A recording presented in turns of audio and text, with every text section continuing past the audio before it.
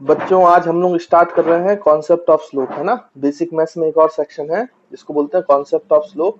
और ये काफी इम्पोर्टेंट टॉपिक है ना, फिजिक्स के नजरिए से भी, क्योंकि आप जब फिजिक्स पढ़ेंगे तो आपको बहुत ज्यादा इसका यूज आने वाला है।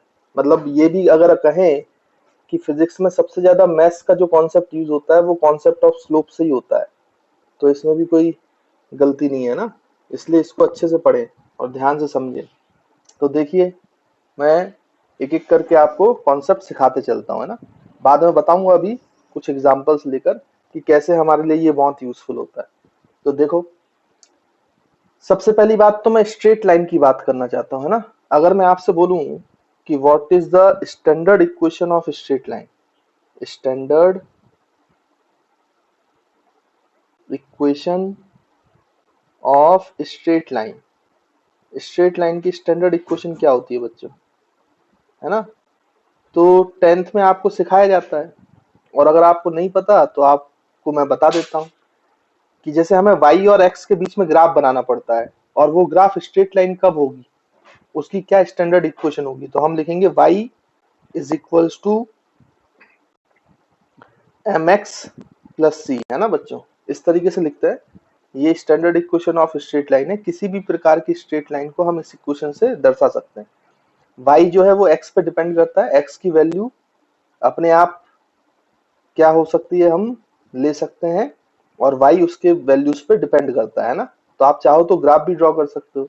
यहाँ पे जैसे कि मैंने आपको जब फिजिकल क्वांटिटीज पढ़ाई थी तब मैंने आपको बताया था कि हमारे पास दो तरीके के वेरिएबल्स होते हैं। एक होता है आपका इंडिपेंडेंट वेरिएबल जो किसी दूसरे पे डिपेंड नहीं करता है। तो यहाँ पे ये जो x है ये आपका इंडिपेंडेंट वेरिएबल है, इंडिपेंडेंट वेरिएबल, है ना बच्चों। इसकी वैल्यू अपने आप चेंज हो सकती है, बट इसकी वैल्यू के हिसाब से y की वैल्यू आएगी। इसलिए y कैसा वेरिएबल है इस केस में, डिपेंडेंट वेरिएबल, डिपेंडेंट वेरिएबल, है ना बच्चों।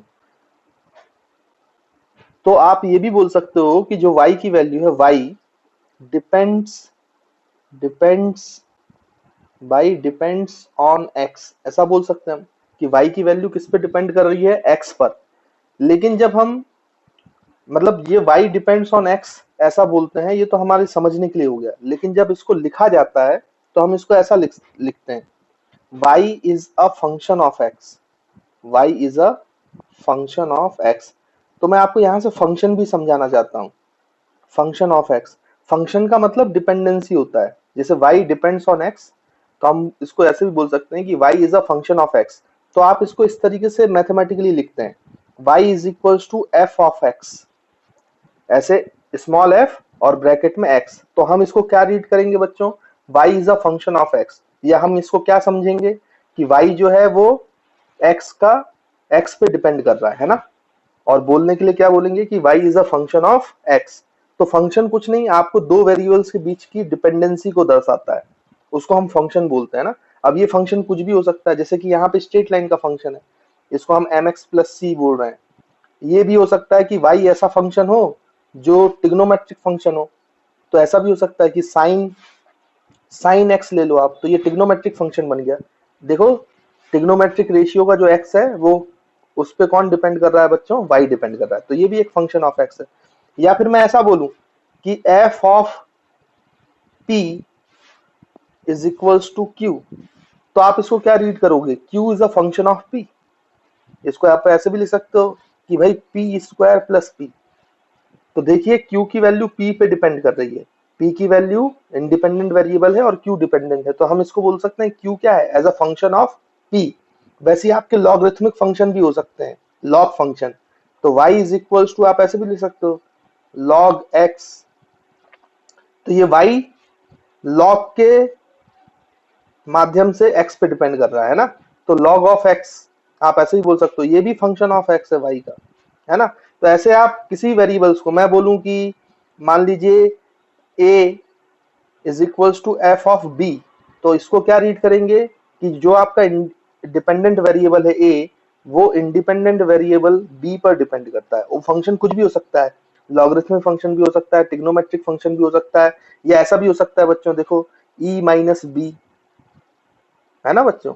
तो e माइनस बी भी क्या हो गया, ये एक्सपोनेंशियल फंक्शन हो गया। तो एक्सपोनेंशियल फंक्शन होते हैं, ट्रिग्नोमेट्रिक फंक्शन होते हैं, स्ट्रेट लाइन फंक्शन होते हैं, पैराबोलिक फंक्शन होते हैं, ऐसे बहुत सारे फंक्शन हैं। अब वो पूरी की पूरी एक कोऑर्डिनेट ज्योमेट्री भी आती है, उनके ग्राफ्स वगैरह ये सब कैसे हम एनालाइज करेंगे, तो उनको एनालाइज करने के लिए वो आपको बाद में पढ़ाया जाएगा। फिलहाल मेरा यहाँ पर अभी क्या मकसद है आपको समझाना, कॉन्सेप्ट ऑफ स्लोप, है ना बच्चों। तो ऐसे बहुत सारे फंक्शंस होते हैं, बस मैं आपको ये बताना चाहता था। और इनके बहुत सारे ग्राफ भी होंगे, उसको कोऑर्डिनेट ज्योमेट्री बोलते हैं।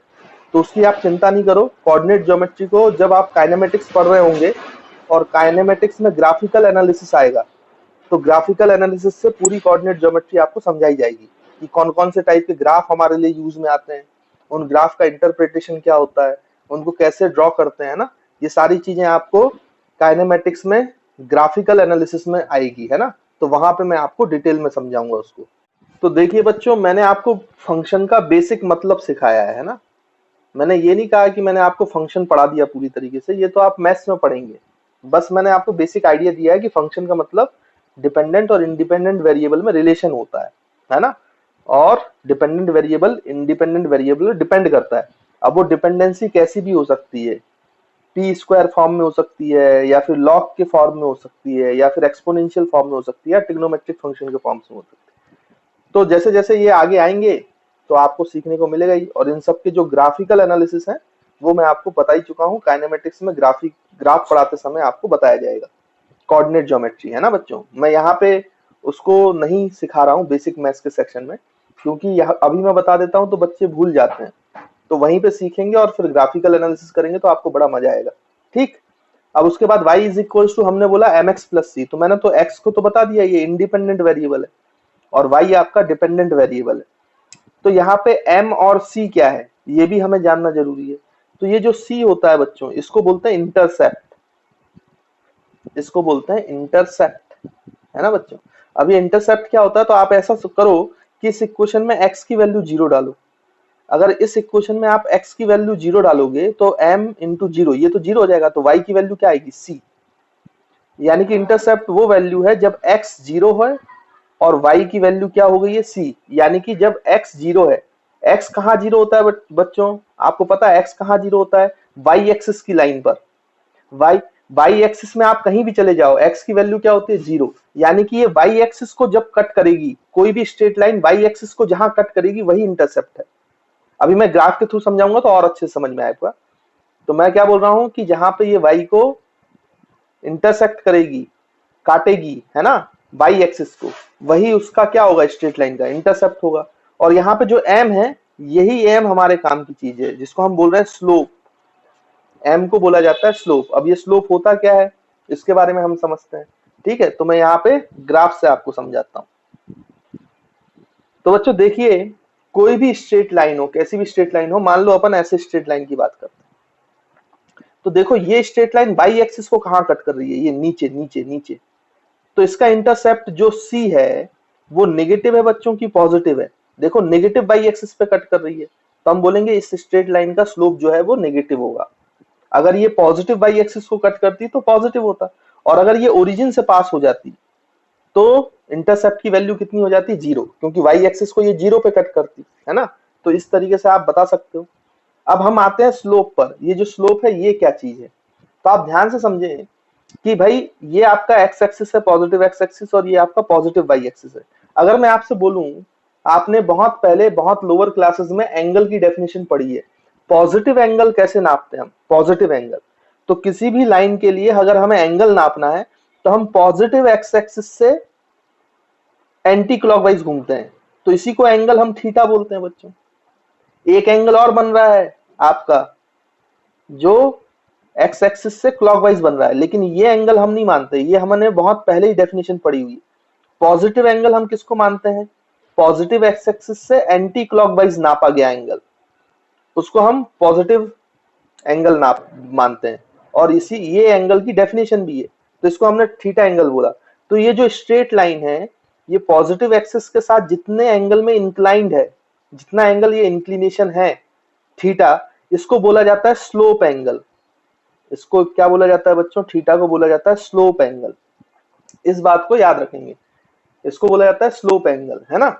अब आप ध्यान से देखें तो ये जो स्लोप एंगल है, अगर आप इसका टेंजेंट ले लें, मतलब ट्रिग्नोमेट्रिक फंक्शन ले लें, टेंजेंट टेन वाला, टेन, तो स्लोप एंगल का अगर हम क्या ले लें बच्चों, टेन, तो उसी को बोला जाता है स्लोप। ये डेफिनेशन है स्लोप की। किसी भी स्ट्रेट लाइन का जो स्लोप होता है, it is ten of slope angle. This is the definition of slope. ये बात आप याद रखेंगे, ऐसे डिफाइन किया गया है स्लोप को। और स्लोप एंगल यहाँ पे कितना है, थीटा। तो हम बोल सकते हैं जो इस स्ट्रेट लाइन का स्लोप है बच्चों, वो कैसा स्लोप है, टेन थीटा। वो कैसा स्लोप है, टेन थीटा। अब आप ध्यान से देखें तो यहाँ पे ये जो थीटा है, ये आपका कैसा थीटा है बच्चों, कैसा एंगल है, एक्यूट है कि ऑब्ट्यूज है। तो आपको समझ में आ रहा होगा कि यहाँ पे जो थीटा है वो 90 डिग्री से कम है, तो एक्यूट एंगल है। एक्यूट एंगल का मतलब 90 डिग्री से कम एंगल होना, और 90 डिग्री से कम एंगल है तो टेन थीटा, अगर थीटा 90 से कम है तो फर्स्ट क्वाड्रेंट में, और टेन फर्स्ट क्वाड्रेंट में क्या होता है, पॉजिटिव। सभी ट्रिग्नोमेट्रिक फंक्शन पॉजिटिव होते हैं, ये मैंने आपको ट्रिग्नोमेट्री में सिखाया है। इसका मतलब इसका जो आंसर आएगा स्लोप का, अगर थीटा एक्यूट है तो पॉजिटिव आंसर आएगा। अगर थीटा कैसा है बच्चों, एक्यूट, लेस देन 90, तो स्लोप की वैल्यू कैसी आएगी बच्चों, पॉजिटिव। यानी कि ये जो स्लोप है ये किस तरफ इंक्लाइंड है, पॉजिटिव एक्स एक्सिस की तरफ। तो हम यहाँ पे लिख सकते हैं inclined, inclined towards, inclined towards positive x axis, positive x axis. और हम ये बोलेंगे कि इसके स्लोप की वैल्यू कैसी है बच्चों, पॉजिटिव वैल्यू। जब एंगल एक्यूट है, स्लोप एंगल एक्यूट होता है, तो आपका जो स्लोप होता है स्ट्रेट लाइन का वो पॉजिटिव होता है ना, क्योंकि टेन थीटा पॉजिटिव होगा। और स्लोप को डिफाइन किया है टेन ऑफ स्लोप एंगल, मतलब टेन थीटा, है ना। तो आई होप आपको स्लोप की डेफिनेशन क्लियर होगी। अब सोचो मेरे पास एक दूसरी लाइन है, मैं एक और लाइन यहाँ पे बनाता हूँ, उसके बारे में आप सोचें।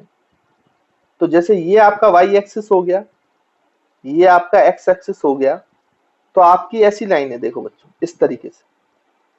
अब देखो फिर से आप पॉजिटिव एक्स एक्सिस के साथ एंगल नापोगे, पॉजिटिव एक्सिस के साथ, ये इस तरीके से हमने नापा पॉजिटिव एक्स एक्सिस के साथ। तो हम क्या करेंगे भाई, देखो यहाँ पे जब हमने पॉजिटिव एक्सिस के साथ नापा तो ये आपका स्लोप एंगल थीटा हो गया। अब ये जो स्लोप एंगल है ये कैसा है बच्चों, ऑब्ट्यूज। आपको दिखाई दे रहा होगा कि ये ग्रेटर देन 90 डिग्री बना है, ऑब्ट्यूज एंगल है। और ऑब्ट्यूज एंगल है तो मतलब ये किधर इंक्लाइंड है, आप खुद सोचो। ये जो लाइन है ये पॉजिटिव एक्स एक्सिस की तरफ इंक्लाइंड है कि नेगेटिव एक्स एक्सिस की तरफ। तो आपको समझ में आ रहा होगा कि इसका इंक्लिनेशन नेगेटिव एक्स एक्सिस की तरफ है। तो जब एंगल ऑब्ट्यूज होता है तो आपकी जो स्ट्रेट लाइन है वो किस तरफ इंक्लाइंड होती है, इंक्लाइंड टूवर्ड्स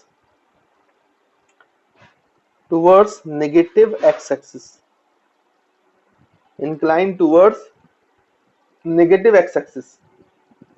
तो आप ध्यान से देखो, यहां पे जब आप स्लोप निकालोगे इस लाइन का, तो इसका स्लोप क्या आएगा बच्चों, इसका स्लोप भी टेन थीटा है, टेन थीटा। बट ये जो थीटा है ये ग्रेटर देन 90 डिग्री है ना, ग्रेटर देन 90 डिग्री और लेस देन 180 डिग्री है। और ग्रेटर देन 90 डिग्री और less than 180 degree second quadrant में आता है, और सेकंड क्वाड्रेंट में 10 जो है वो नेगेटिव होता है, मतलब इसकी वैल्यू नेगेटिव आएगी, नेगेटिव। तो आप हमेशा याद रखेंगे कि अगर आपकी स्ट्रेट लाइन जो है उसका स्लोप, उसका एंगल, स्लोप एंगल अगर ऑब्ट्यूज एंगल है तो, या फिर towards negative x axis inclined है, तो आपका स्लोप की वैल्यू नेगेटिव आएगी। और अगर towards positive x axis inclined है तो आपकी वैल्यू कैसी आएगी बच्चों, स्लोप की वैल्यू कैसी आएगी, पॉजिटिव आएगी। और स्लोप को कैसे डिफाइन किया गया है, slope is equal to tan of slope angle. तो हमने यहाँ पे लिख दिया टेन थीटा, है ना। तो आई होप आपको ये बात क्लियर होगी, इसमें कोई दिक्कत नहीं होगी, ठीक। उसके बाद आप ध्यान से देखो तो एक और लाइन खींची जा सकती है। ये तो मैंने ऑब्ट्यूज एंगल बना दिया, ये मैंने आपका कैसा एंगल बना दिया बच्चों, ये फर्स्ट केस था, ये सेकंड केस था, है ना। अब आपका और कैसी स्ट्रेट लाइन हो सकती है, कैसा स्लोप हो सकता है, आप देखो यहाँ पर मैं थर्ड केस बना रहा हूं। तो ऐसा भी तो हो सकता है ये वाई एक्सिस हो, ये आपकी एक्स एक्सिस हो, और आपकी स्ट्रेट लाइन ऐसी हो, ये भी तो स्ट्रेट लाइन है which is parallel to x axis. This straight line is parallel to x axis, है ना, दिखाई दे रही है आपको, एक्स एक्सिस। तो ये एक्स एक्सिस के साथ कितना एंगल बनाएगा? अरे पैरेलल लाइन के बीच में एंगल कितना होता है बच्चों, ये आपको पता है, एक्स एक्सिस के पैरेलल ही तो है। तो एक्स एक्सिस से ये कितना एंगल बनाएगा? 0। पैरेलल लाइंस के बीच में तो एंगल कितना होता है बच्चों? 0 होता है ना। तो हम बोलेंगे कि इसका स्लोप एंगल जो है वो कितना है बच्चों? 0। तो थीटा यहाँ पे स्लोप एंगल जो है वो 0 डिग्री। तो स्लोप की वैल्यू क्या होगी इसके लिए? तो स्लोप की वैल्यू होती है tan थीटा, तो tan 0, tan 0 है ना बच्चों। और tan 0 है तो कितना हो जाएगा बच्चों, इसकी वैल्यू कितनी होती है? 0। तो मतलब यहाँ पे स्लोप की वैल्यू कितनी हो गई? 0। यानी कि जो भी straight line parallel to x axis होता है उसका स्लोप 0 होता है। उसका स्लोप क्या होता है बच्चों? 0 होता है। ये बात आपको क्लियर होगी, है ना। उसके बाद हम देखें तो एक और लाइन है जिसके बारे में डिस्कशन करना चाहिए अपन को। एक तरीके की और लाइन हो सकती है, मैंने एक्यूट एंगल भी बता दिया आपको, ऑब्ट्यूज एंगल भी बता दिया, पैरेलल टू एक्स एक्सिस बता दिया। एक और लाइन के बारे में हम डिस्कशन करते हैं, पैरेलल टू वाई एक्सिस, वही बच गई है ना। अब मान लीजिए आपके पास ऐसी straight line, this is parallel to y axis, है ना बच्चों, पैरेलल टू वाई एक्सिस। आप सोचो इसका स्लोप एंगल कितना होगा, तो आप ध्यान से देखो तो इसका स्लोप एंगल थीटा जो है वो 90 डिग्री हो गया। पैरेलल टू वाई एक्सिस है ना, तो एक्स के साथ कितने एंगल इंक्लाइंड होगा? 90 डिग्री। अब 90 डिग्री है तो स्लोप की वैल्यू क्या होगी बच्चों इसके लिए? स्लोप, तो slope is equals to tan theta. तो यहाँ पे tan 90, और tan 90 क्या होता है बच्चों? इन्फिनाइट, है ना। tan 90 कितना हो जाएगा? इन्फिनाइट। मतलब इसका जो स्लोप है, देखो पैरेलल टू एक्स एक्सिस का जो स्लोप था वो 0 था, और यहाँ पे जो स्लोप है वो कितना है बच्चों? इन्फिनिटी, मतलब बहुत ज्यादा स्लोप बन गया है। और देखो यहाँ पे कोई जनरल स्लोप था tan थीटा, और यहाँ पे स्लोप जो है वो नेगेटिव है। तो मैंने आपको चारों केस, मतलब कोई भी स्ट्रेट लाइन हो वो इन चारों में से किसी ना किसी एक केस का पार्ट होगा। तो उस समय आप बता सकते हो कि स्लोप पॉजिटिव है कि नेगेटिव है कि 0 है कि 90 डिग्री, है ना बच्चों। तो आई होप आपको ये बात क्लियर होगी, इसको नोट कर लो जल्दी। मैंने आपको y equals to mx plus c का मतलब भी समझा दिया, जो स्ट्रेट लाइन की स्टैंडर्ड इक्वेशन है। और मैंने आपको बता भी दिया कि स्लोप एंगल क्या होता है और स्लोप कैसे आइडेंटिफाई करते हैं किसी भी स्ट्रेट लाइन का, और उसकी वैल्यू कब 0 होती है, कब इन्फिनिटी होती है, कब पॉजिटिव होती है, कब नेगेटिव होती है। वो चारों केस मैंने आपको बता दिए। तो वो चारों केस हमेशा याद रखिएगा आप, क्योंकि ये बड़े इंपॉर्टेंट होते हैं। अच्छा, इनमें कुछ और बातें भी करते हैं हम, ताकि हमें और अच्छे से चीजों को समझ में आए, है ना। अब कैसी बात करेंगे, देखिए आप, जैसे मैं आपसे बोलूं कि यहाँ पर, जैसे मैंने अभी आपको y is equals to mx plus c बताया, और मैंने बताया कि जो आपका m है बच्चों वो स्लोप है ना। m को ही स्लोप बोला जाता है। या इस स्लोप को हम कैसे निकालते हैं, अगर हमें स्लोप एंगल मिल जाए तो हम उसको tan थीटा से भी निकाल सकते हैं। तो m की वैल्यू tan थीटा भी हुई, और ये स्लोप कब पॉजिटिव है कब नेगेटिव है ये मैंने अभी आपको बताया पिछली स्लाइड में।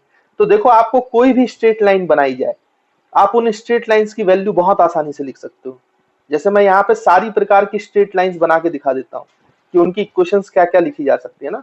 तो ये y एक्सिस है और ये x एक्सिस है, और इसको याद रखिएगा बच्चों, क्योंकि ये आगे चलकर काइनेमेटिक्स में, ग्राफ्स में बड़ा काम आएगा, है ना। सिर्फ काइनेमेटिक्स में नहीं, पूरी फिजिक्स में जहां जहां स्ट्रेट लाइन के ग्राफ होंगे ना, वहां वहां ये बड़ा काम आने वाला है। तो मैं सारी स्ट्रेट लाइन बना के आपको एक बार में दिखा देता हूँ। ये हो सकता है कि एक स्ट्रेट लाइन है, इसका एंगल एक्यूट है बट वो ओरिजिन से पास कर जाए, या फिर ये हो सकता है कि एक स्ट्रेट लाइन है, एक्यूट एंगल की है, वो नेगेटिव वाई एक्सिस को कट करे।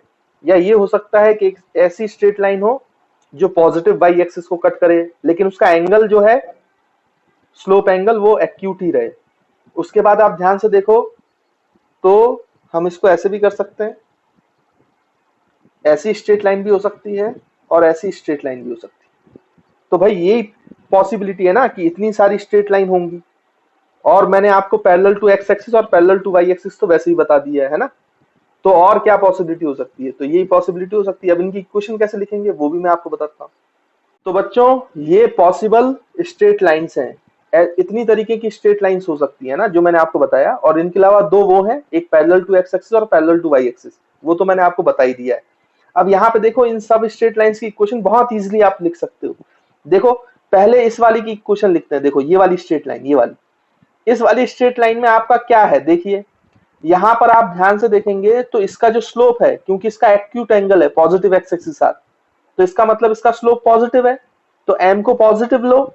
और इसका इंटरसेप्ट, इंटरसेप्ट ये तो बच्चों माइनस सी में, इंटरसेप्ट माइनस सी है, माइनस नेगेटिव वाई एक्सिस में कट कर रहा है, तो इसके लिए क्या इक्वेशन लिखोगे इस टाइप की इक्वेशन के लिए, इस टाइप की स्ट्रेट लाइन के लिए, y is equals to m x, m positive है क्योंकि एक्यूट एंगल है और स्लोप नेगेटिव है तो माइनस सी, तो इस वाली स्ट्रेट लाइन की इक्वेशन हो जाएगी y is equals to m x plus m x minus c, है ना। इंटरसेप्ट y को कहाँ काट रहा है, ये नेगेटिव एक्सिस में।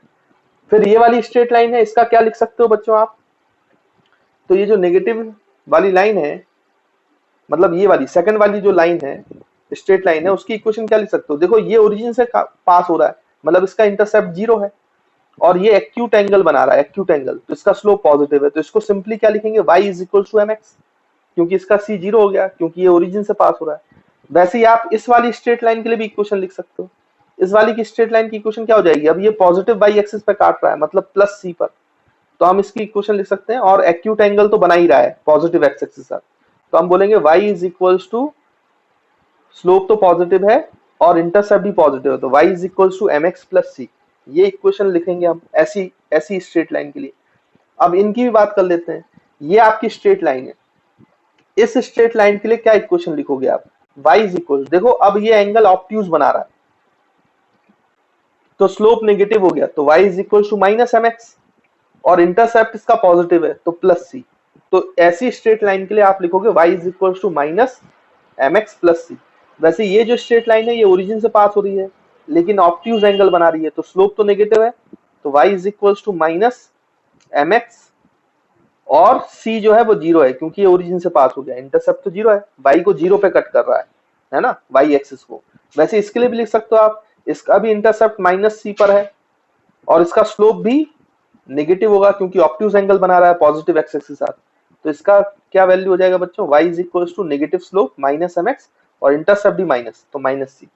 तो आप देखो किसी भी इक्वेशन के लिए, किसी भी स्ट्रेट लाइन के लिए, चाहे वो कैसी भी बनाई जाए, आप उसके लिए बहुत आसानी से इक्वेशन ऑफ स्ट्रेट लाइन लिख सकते हो, आप बता सकते हो कि इसका स्लोप कब नेगेटिव है, इंटरसेप्ट कब नेगेटिव है, कब पॉजिटिव है ना, तो ये सारी जानकारी आपको मिल जाती है सिर्फ इस इक्वेशन से, है ना, स्टैंडर्ड इक्वेशन से और स्लोप के कंसेप्ट से। तो आप आई होप आपको ये सारी बातें क्लियर होंगी, है ना, रिलेटेड टू स्ट्रेट लाइन। तो देखिए बच्चों, मैंने आप लोगों को ये बता दिया कि कितने टाइप्स की पॉसिबल स्ट्रेट लाइन हो सकती हैं, और उन स्ट्रेट लाइन की क्या इक्वेशन हो सकती है ना, तो ये आपको क्लियर होगा। अब एक चीज और समझते हैं, अब स्लोप, कभी कभी स्लोप हमें एंगल नहीं पता होता है, तो स्लोप को निकालने का एक और तरीका है जो आपने लोअर क्लासेस में सीखा होगा जरूर, है ना, मैं एक बार डिस्कस कर लेता हूँ उसको यहाँ पे। तो आप देखिए, ये आपकी वाई एक्सिस है, ये आपका एक्स एक्सिस है ना, इस तरीके से। अब यहाँ पे देखो आप कि मैं इस तरीके से एक स्ट्रेट लाइन बना लूँ, है ना, ये कोई भी एक स्ट्रेट लाइन इस तरीके से है, एक्यूट एंगल बना रही है, ऑब्ट्यूज भी आप बना सकते हो, उसमें कोई प्रॉब्लम नहीं है। अब आप ध्यान से देखो, तो यहाँ पे अगर मुझे दो पॉइंट्स पता हो, एक मेरे पास ए पॉइंट है जिसके मुझे कोऑर्डिनेट्स पता हो, कोऑर्डिनेट्स पता है, जैसे मैं बोलूं कि इस ए वाले पॉइंट के कोऑर्डिनेट्स हैं x1, y1, और एक दूसरा पॉइंट है बी जिसके फिर से अगेन मुझे कोऑर्डिनेट्स पता है x2, y2, और मुझे एंगल नहीं पता, मुझे सिर्फ क्या पता है बच्चों, कोऑर्डिनेट्स पता है। तो मैं कैसे निकालूंगा, अब ये स्लोप एंगल तो मेरा थीटा है, ये तो मुझे पता है। अब आप ध्यान से देखो, तो x1 का मतलब क्या है कि a का जो x एक्सिस में पॉइंट है वो x1 है, मतलब यहां से ये दूरी x1 है ना, ग्राफ रीड करना तो आता ही है अपन को। तो देखिए बच्चों, जैसे मैं आपको बता रहा था, ग्राफ रीड करना आपको आता ही है, तो यहाँ पे a जो x एक्सिस पे कट करेगा वो x1 दूरी है, ये तो आपको पता ही है, ये कितनी दूरी हो गई x1, और b वाला जो पॉइंट है वो यहां से लेकर कितनी दूरी, x में कितनी दूरी x2, क्योंकि इसका कोऑर्डिनेट x2 है ना। वैसे ही आप यहां से ही बना सकते हो बच्चों, देखो ये जो y वाली दूरी है इसको आप y1 बोल सकते हो a पर, और b की जो दूरी है वो आपकी क्या हो गई बच्चों, y2 हो गई, है ना। तो आप ध्यान से देखो, अगर आप यहाँ पर चाहें तो ऐसे x एक्सिस के पैरेलल एक लाइन खींच लें यहाँ, और y एक्सिस के पैरेलल ये वाली लाइन खींच लें, तो आपको एक राइट एंगल ट्राइंगल बनता हुआ नजर आएगा, और क्योंकि ये एंगल थीटा है तो ये एंगल भी थीटा है, ये भी आपको समझ में आ रहा होगा, क्योंकि ये जो लाइन है ये तो पैरेलल टू एक्स एक्सिस है, तो ये एंगल थीटा है, तो ये एंगल भी थीटा है। अब आपको स्लोप निकालना है टेन थीटा, लेकिन थीटा तो पता नहीं है, तो हम कैसे निकालेंगे? इस राइट एंगल ट्राइंगल का यूज कर लेते हैं। अब देखो ये वाली दूरी कितनी हो जाएगी बच्चों, ये देखो बी तक ये दूरी कितनी है, y2 है ना, ये दूरी थी आपकी y2, और ये दूरी कितनी है बच्चों, y1, तो ये बची कितनी, y2 माइनस y1 करोगे तो ये बन जाएगा, यानी कि ये वाली दूरी है y2 माइनस y1। इसको हम डेल्टा y भी बोल सकते हैं, delta y, change in y coordinates, y2 minus y1। वैसे आप ये वाली दूरी भी निकाल सकते हो, ये कितना हो जाएगा बच्चों, x2 माइनस x1, देखो x2 माइनस x1 करो तो ये आ जाएगा, तो ये दूरी हो गई आपकी x2 माइनस x1, या इसको हम डेल्टा x भी बोल सकते हैं, क्योंकि this is change in the coordinates of what, x। तो अब यहां से अगर आप स्लोप निकालना चाहें, स्लोप, तो स्लोप जो होगा हमारा वो कितना होगा बच्चों, अब निकाल सकते हो आप कोऑर्डिनेट्स की हेल्प से। Slope is equals to m, slope को m को ही स्लोप बोलते हैं, या इज इक्वल्स टू इसी को क्या बोलते हैं बच्चों, टेन थीटा। और इस राइट एंगल ट्राइंगल से देखो टेन थीटा की वैल्यू क्या है, y2 minus y1 perpendicular upon base, y1 divide by x2 minus x1, या हम इसी को लिख सकते हैं delta y upon delta x। तो ये आपने प्रीवियस क्लासेस में सीखा। तो मैंने आपको बताया कि स्लोप निकालने का एक और तरीका हो सकता है, स्लोप m है, m is equal to tan theta, या टेन थीटा को हम लिख सकते हैं बच्चों परपेंडिकुलर अपॉन बेस, मतलब y2 minus y1 upon x2 minus x1, और y2 minus y1 is delta y, और x2 minus x1 is delta x। तो हम स्लोप को delta y upon delta x से भी निकाल सकते हैं। तो आई होप आपको ये वाला पॉइंट भी अच्छे से क्लियर होगा। तो देखो स्टूडेंट्स, हम कुछ पॉइंट्स और समझते हैं ना स्ट्रेट लाइन के स्लोप के बारे में। देखो जैसे मैंने अभी यहाँ पर आपको ऐसे ग्राफ बना लिया, हम ये y एक्सिस हो गया हमारा और ये x एक्सिस हो गया ना, और कोई भी स्ट्रेट लाइन ऐसी है हमारी पास, ठीक। अब ये जो स्ट्रेट लाइन है, अगर मैं इसके स्लोप के बारे में बात करूं, तो आपको पता है कि अगर ये एंगल थीटा है तो इसका स्लोप क्या होगा, पॉजिटिव होगा, और टेन थीटा होगा, है ना, ये तो हम बात करते आए हैं। लेकिन अगर मैं बोलूं कि इस पॉइंट पर, ए पॉइंट पर क्या स्लोप है बच्चों इस स्ट्रेट लाइन का, तो ए पॉइंट पे स्लोप कैसे बताओगे, तो किसी पॉइंट पे स्लोप बताने के लिए वहां पे स्लोप एंगल निकालना पड़ेगा। यानी ए पॉइंट पे अगर मैं स्लोप एंगल निकाल लूं तो मैं स्लोप निकाल पाऊंगा टेन थीटा करके। तो यहाँ पे स्लोप एंगल कैसे निकालूंगा, तो ए पॉइंट से जो लाइन है उसका एंगल मुझे पॉजिटिव एक्स एक्सिस के साथ देखना है। तो हमेशा आप जब भी ऐसे स्लोप एंगल निकालना चाहें तो आपको करना क्या चाहिए कि उस पॉइंट पर parallel to x axis line खींच लेना चाहिए। तो हम parallel to x axis line खींच लेते हैं, ऐसे लो डॉटेड लाइन से खींच लेते हैं ना, और फिर उसका एंटी क्लॉकवाइज एंगल देखना चाहिए लाइन का। तो देखो यहाँ पे भी कितना एंगल है बच्चों, थीटा। वैसे मैं आपसे बोलूं कि भाई इस पॉइंट बी पर बताओ कितना स्लोप एंगल होगा, तो बी पॉइंट पर parallel to x axis line खींचो, एंटी क्लॉकवाइज जाओ, तो भी कितना एंगल आएगा बच्चों, थीटा।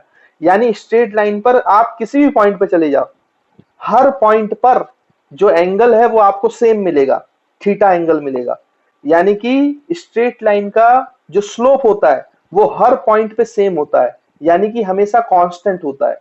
तो इस बात को याद रखेंगे कि स्ट्रेट लाइन का स्लोप जो है वो कांस्टेंट स्लोप है। कैसा स्लोप है, कांस्टेंट।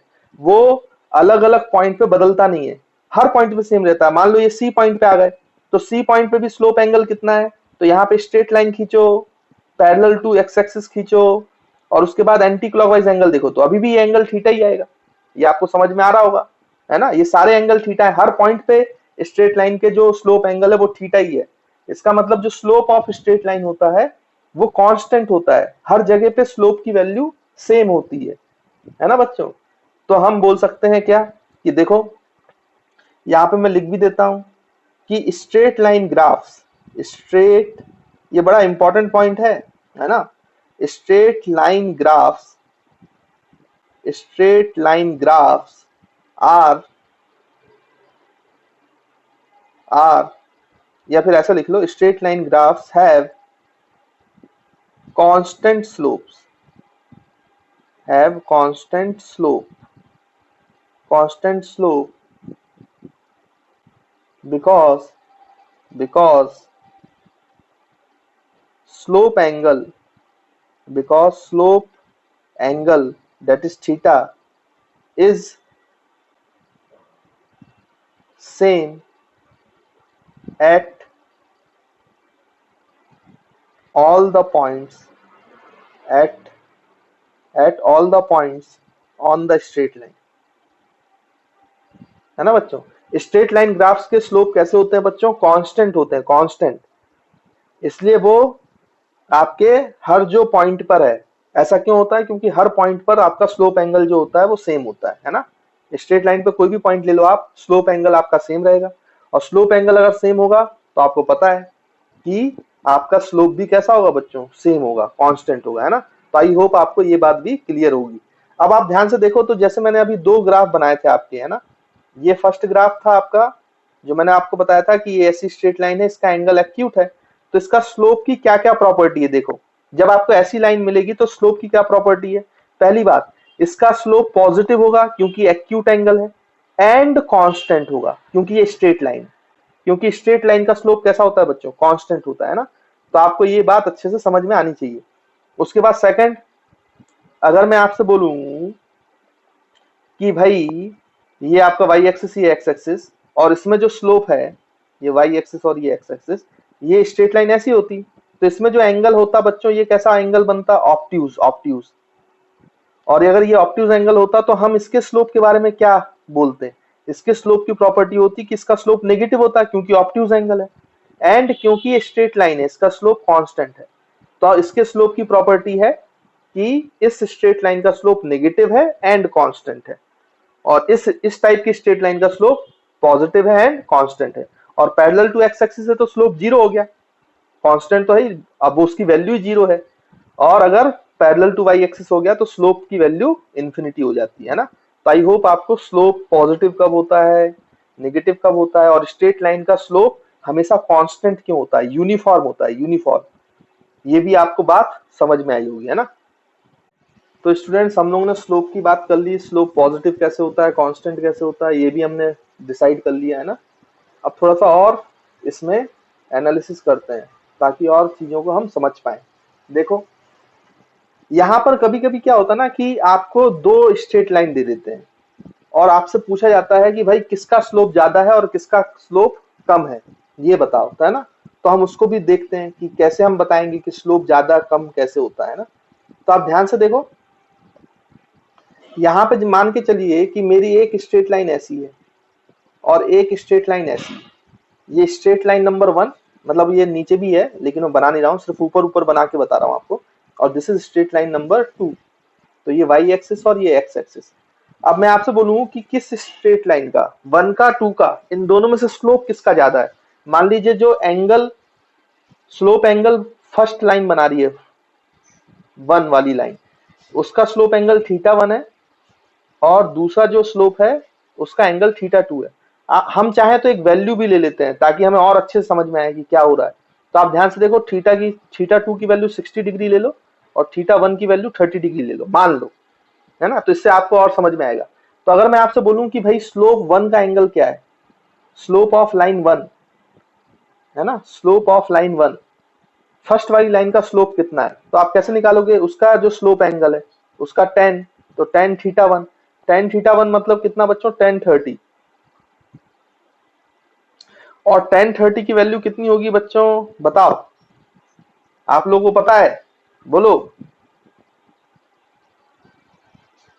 1/√3। मैं तो ये कहता हूं कि आप 1/√3 को भी सॉल्व करके लिखो एक बार।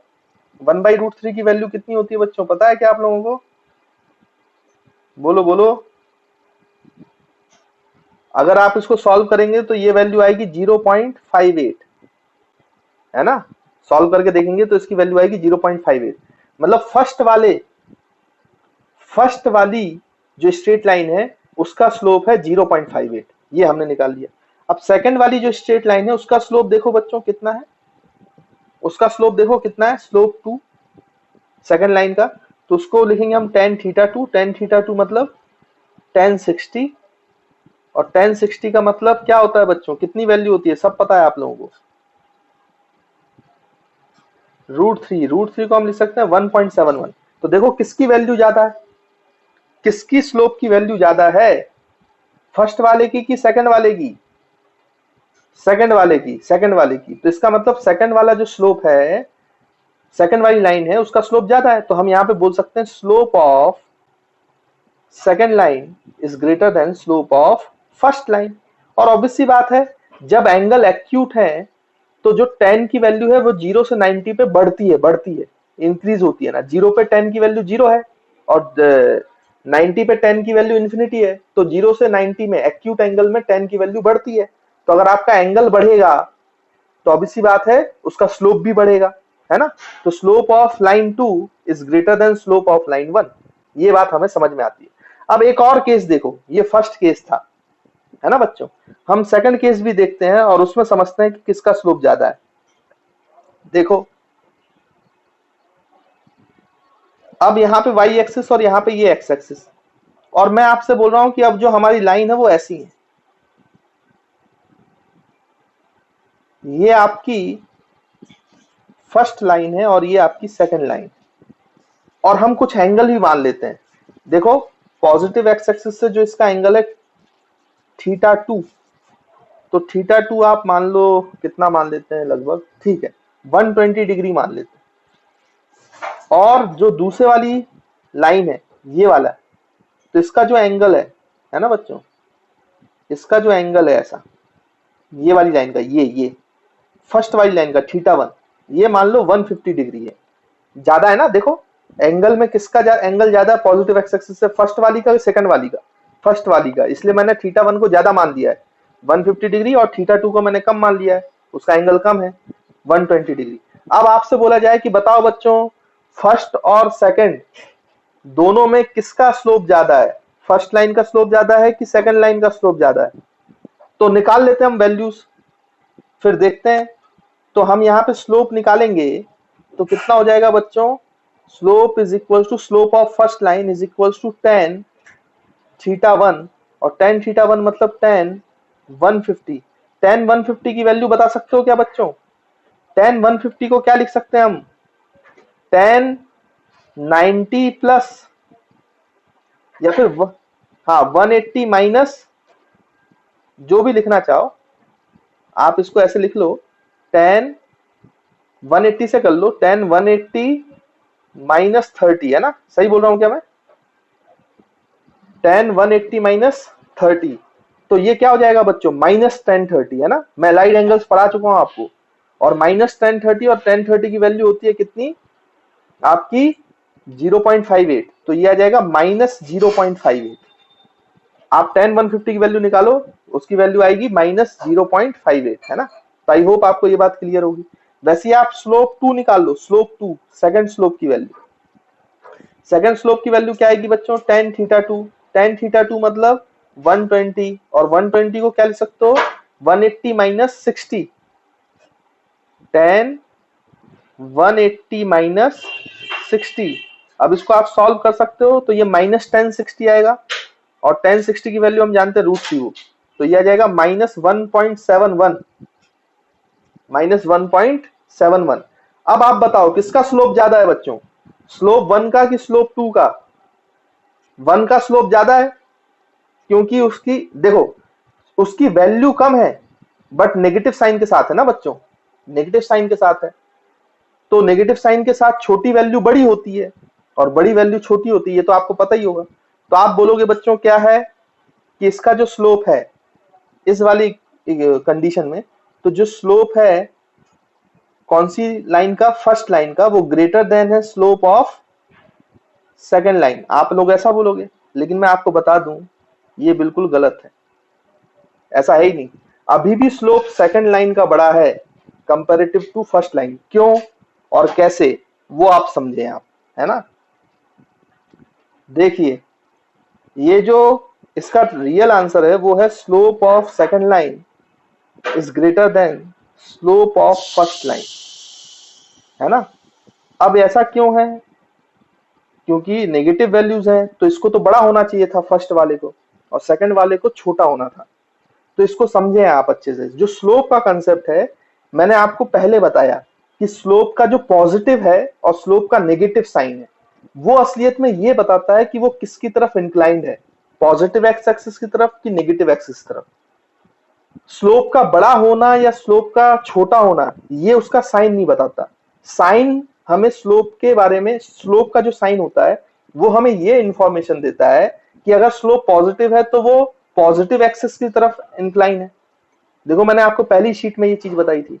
और नेगेटिव स्लोप है यानी ऑब्ट्यूज एंगल है तो वो किस तरफ इंक्लाइंड है, नेगेटिव एक्सिस की तरफ।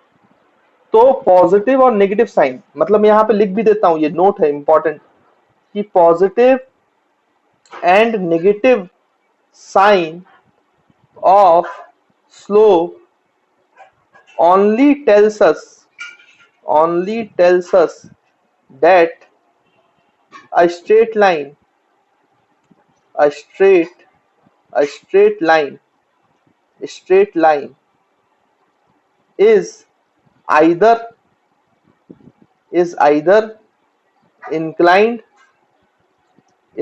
inclined towards positive x-axis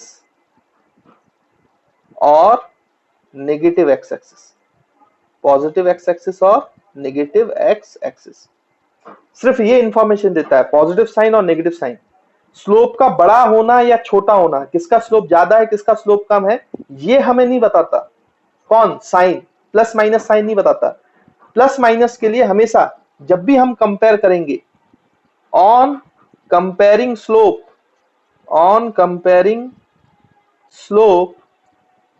of straight lines, on comparing slopes of straight line, we only consider the magnitude of slope। इस बात को याद रखेंगे, magnitude of slope। इस बात को अच्छे से समझ लें, अच्छे से याद रख लें, क्योंकि ऐसे ही होता है। यहाँ पे आप गलती कर सकते थे, इसलिए मैंने आपको बताया। पॉजिटिव या नेगेटिव साइन होना स्लोप का सिर्फ ये बात बताता है कि वो towards the positive axis inclination है कि towards the negative axis inclination है। लेकिन स्लोप को अगर कंपेयर करना है, दो स्ट्रेट लाइन के स्लोप्स को कंपेयर करना है, तो कंपैरिजन के लिए आपको ये बताना जरूरी, आपको किसको कंपेयर करना पड़ेगा? Magnitude of straight line. अब आप ध्यान से देखो इसमें ऐसा क्यों हुआ, क्योंकि अगर आप मैग्नीट्यूड की बात करो तो इस क्वेश्चन में स्लोप ऑफ 1 का मैग्नीट्यूड क्या है बच्चों? -0.8 था, लेकिन मैग्नीट्यूड लेंगे तो माइनस साइन को हटा देंगे तो 0.58 है। और वहीं स्लोप 2 का मैग्नीट्यूड कितना है? स्लोप ऑफ सेकंड लाइन वो है 1.7। तो किसका मैग्नीट्यूड ज्यादा है? सेकंड लाइन का। इसलिए slope of 2 is greater than slope of 1। और यहाँ पे नेगेटिव साइन सिर्फ ये बता रहा है कि ये जो स्ट्रेट लाइंस है ये towards negative x axis incline है, और यहाँ पे पॉजिटिव बता रहा है कि वो towards positive x axis inclined है ना बच्चों? तो आई होप आपको ये बात क्लियर होगी। अब क्या होता है ना कि ऐसा कोई भी कंफ्यूजन ना आए। अब ये ऐसा थोड़ी ना कि आप बार बार वैल्यूज निकालोगे और फिर मैग्नीट्यूड चेक करोगे, ऐसे मत देखो। मैं आपको इससे भी आसान तरीका बताता हूँ, किसका स्लोप ज्यादा है किसका स्लोप कम है, ये आप बहुत इजीली बता सकते हैं। देखो कैसे, कि भाई यहाँ पे आप कभी भी ऐसा करो कि जो भी लाइन दी है ना उसको एक फिसल पट्टी मान लो, स्लाइडिंग मान लो, और उसमें फिसल के देख लो। फिसल के देखने पर जिसमें ज्यादा तेज फिसलोगे उसको क्या मानोगे आप? उसका स्लोप ज्यादा है। एक्स एक्सिस को ग्राउंड मान लो। अब आप खुद सोचो, इसमें एक्स एक्सिस को जब मैंने ग्राउंड माना और ये स्ट्रेट लाइन 1 और स्ट्रेट लाइन 2 इनको फिसल पट्टी मान लो, तो आप किसमें ज्यादा तेज फिसलोगे? फर्स्ट वाली स्ट्रेट लाइन में कि सेकंड वाली स्ट्रेट लाइन में? तो ऑब्वियस सी बात है, सेकंड वाली स्ट्रेट लाइन का इंक्लिनेशन ज्यादा है तो उसमें ज्यादा तेज फिसलोगे। इसलिए हम बोलेंगे कि slope of second line is greater than slope of first line. सबसे सिंपल तरीका, ये सब कैलकुलेट करने की जरूरत ही नहीं है। इसमें भी देखो, अगर एक्स एक्सिस को ग्राउंड माना और इसको फिसल पट्टी मान ली, फर्स्ट वाली लाइन को और सेकंड वाली लाइन को, तो आप बताओ फर्स्ट वाली लाइन को और सेकंड वाली लाइन को अगर आपने स्लोप फिसल पट्टी मान लिया तो किसमें तेज फिसलोगे? फर्स्ट वाली लाइन में कि सेकंड वाली लाइन में? सेकंड वाली में। तो आपको देखो यहाँ पे सेकंड वाली में ऐसा महसूस हो रहा होगा कि आप ज्यादा तेज फिसलेंगे, ज्यादा तेजी से मूव करेंगे। इसलिए हम बोलेंगे कि slope of second line is greater than slope of first line. जैसे मैं आपसे एक क्वेश्चन पूछूं तो आप बता दो किसका स्लोप ज्यादा है, इसी लॉजिक से। आपको कोई कैलकुलेशन करने की जरूरत नहीं है, कुछ भी करने की जरूरत नहीं है। सिंपली जैसे मैं आपसे बोलूं कि भाई मेरे पास एक ऐसी स्ट्रेट लाइन है, ये लाइन नंबर 1 है और ये आपका 30 डिग्री एंगल पर है, और एक स्ट्रेट लाइन ये है, उसका नेगेटिव एक्स एक्सिस के साथ 60 एंगल है, ये लाइन नंबर 2। और मैं आपसे बोलूं किसका स्लोप ज्यादा है, तो किसमें तेज फिसलोगे आप, किसमें तेज फिसलोगे खुद बताओ। तो स्लोप ऑफ जिसमें तेज फिसलोगे उसका स्लोप ज्यादा है, तो slope of line 2 is greater than slope of line 1। अब आप देखो, अब आप इस कॉन्सेप्ट से इसका भी देखो, parallel to x axis, parallel to x axis line बना दी। अब इसमें बैठ जाओ, इसमें बैठोगे तो फिसलोगे क्या, अब जहां बैठ गए वहीं रुक जाओगे, इसमें फिसलना तो पॉसिबल है ही नहीं। अगर फिसलोगे ही नहीं तो स्लोप क्या हो गया बच्चों, 0। तो देखो डायरेक्ट आ गया, नहीं फिसलोगे तो स्लोप आपका 0 हो गया। और अगर मैं parallel to y axis line ले लूं, इसमें क्या, इसमें क्या फिसलोगे, इसमें फिसलोगे ही नहीं, सीधा गिर जाओगे, फिसलना पॉसिबल ही नहीं, सीधा नीचे आ जाओगे, नीचे गिर जाओगे, मतलब स्लोप क्या हो गया, इन्फिनिटी। इसका स्लोप हो गया बच्चों कितना, इन्फिनिटी। तो आई होप आपको स्लोप का कॉन्सेप्ट क्लियर होगा, और दो स्ट्रेट लाइंस में स्लोप को कैसे मेजर किया जाता है, किसका स्लोप ज्यादा है किसका स्लोप कम है, वो भी आपको क्लियर होगा। इसमें मैं एक चीज और बता दूं आपको कि कभी भी आपको कैलकुलेशन करना हो ना तो ज्यादा चिंता मत किया करो, ये सब करने की जरूरत नहीं है। जैसे यहाँ पे हमने एक लाइन ली थी, कौन सी लाइन ली बच्चों, स्ट्रेट लाइन ली थी ये, और इसका ऑब्ट्यूज एंगल था, इसकी वैल्यू निकालना, ये 150, तो इसका स्लोप एंगल 150 डिग्री है और हमें इसकी वैल्यू निकालना था। तो आपने ये किया था tan 150, फिर 150 को अलाइड एंगल में तोड़ा, फिर उसकी वैल्यू निकाला, तो इसमें टाइम ज्यादा लगा। आप ऐसा कर लिया करो कि इसका दूसरा एक्यूट एंगल निकाल लो। अगर ये एंगल 150 है बच्चों, तो ये एंगल कितना होगा, आप बहुत आसानी से बता सकते हो, 180 में से 150 कैंसिल कर दो तो ये 30 डिग्री। तो जो एक्यूट एंगल वाला पार्ट है उसका tan ले लिया करो, तो हम ले लेंगे tan 30। बस ये देख लिया करो कि जब हम इसका स्लोप लिख रहे हैं और tan 30 लिख रहे हैं, लेकिन इसका जो स्लोप एंगल था वो ऑब्ट्यूज था, tan 30 की वैल्यू निकाल भले ही रहे हैं, लेकिन इसका जो स्लोप एंगल था एक्चुअल में वो ऑब्ट्यूज था, ऑब्ट्यूज था, तो इसका स्लोप कैसा होगा, नेगेटिव, तो माइनस साइन लगा दो एक्स्ट्रा, तो देखो डायरेक्ट निकल आया। माइनस tan 30 की वैल्यू आपको पता है 0.58, वो निकाल के रखे हम, देखो। तो ऐसे करके आपको एलाइड एंगल्स में तोड़ने की जरूरत नहीं है, यानी कि कोई भी स्ट्रेट लाइन है उसका स्लोप, उसका tan आप हमेशा कहां से निकाल लो, एक्यूट एंगल वाले पार्ट से, चाहे वो पॉजिटिव की तरफ हो चाहे नेगेटिव की तरफ हो। हाँ, अगर वो incline to negative x axis है तो उसमें माइनस साइन लगा दो, और incline to positive x axis है तो प्लस साइन लगा दो, बस ये करो।